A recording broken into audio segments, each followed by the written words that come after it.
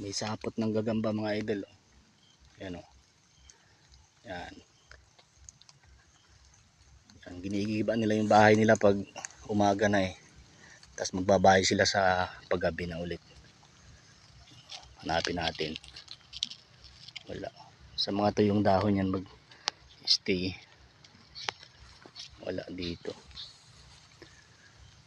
Dito siguro are. Ito may sapot dito. Hanapin natin. Yan dito. Ayan mga idol oh.